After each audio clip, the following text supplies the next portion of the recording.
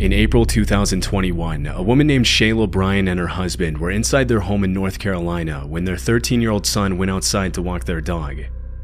As soon as he walked out the door, the Ring camera footage captured a suspicious silver BMW stop in front of the family's front lawn, after which a strange man got out of the vehicle and approached the teenager.